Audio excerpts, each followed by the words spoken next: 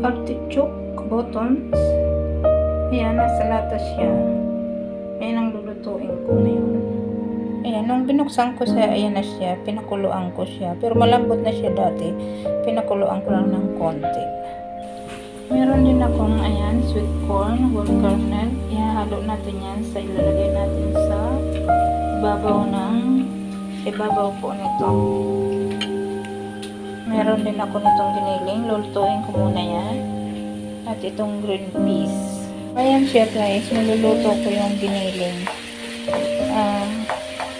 Luto ko siya ng konti kasi mamaya ilalagay natin yan doon sa ibabaw ng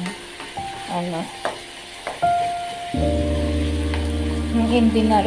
Indinar kasi yung tawag nila dito sa Arab.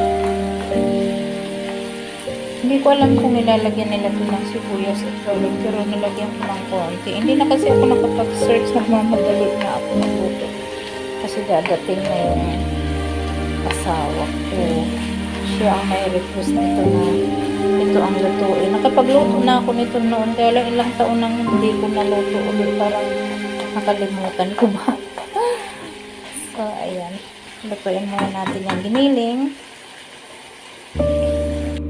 So, ayan guys, meron akong green peas, sweet corn, at carrots. Ihahalo po natin yan. Ito na yung ating giniling na karne ng baka. Luto na siya. At ito na rin yung pinakuluan kong indinar, sa Arabic yata indinar, yung artichoke bottoms. Tama ba yung pronunciation? Ayan po siya, hinilira ko siya niya. Dati ang gawa ko niya, nilalagay ko lang dito yung iyon at pati yung giniling. Pero ngayon, iba yung way na gagawin ko, yung way na pagluto. Kasi sabi ng asawa ko, inuna ko to, tapos ilagay ko na dito yung vegetable bago ilagay yung ganito po. Unahin ko yung carrots. Kasi gusto ng asawa ko yung i-layer siya lahat, hindi lang sa ibabaw ng bawat isa. Gusto niya ilagay ito lahat. So, hindi ko na kainan yung carrots kasi pwede naman kainin kahit hilaw. Pero maluluto naman yan kasi pakukuluan pa natin yan. Ibang way kasi yung pinagagawa sa akin ng aking asawa. Kasi nga noong gawin ko to dati, dito lang talaga sa loob. Hindi ko nilalagay lahat. So, ngayon, different way. Ganyan. Gusto niya ilahat yan ganyan.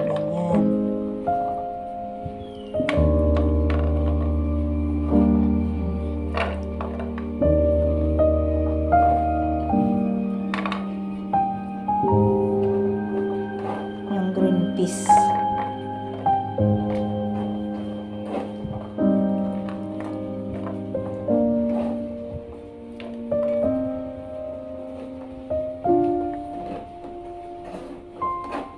Ubus ko na kaya yung green peas kasi meron pa eh.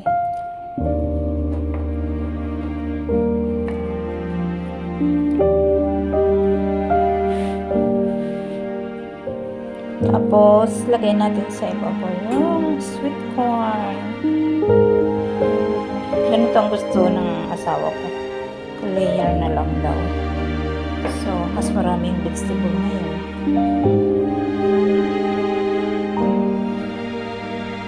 So, ayan, ang ganda.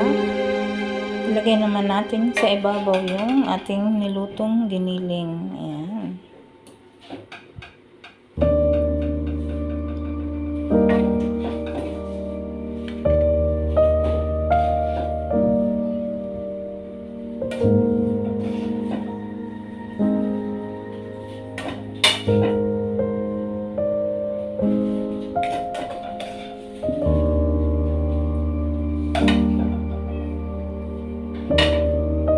So, ayan na siya. Nailagay na natin yung ground beef.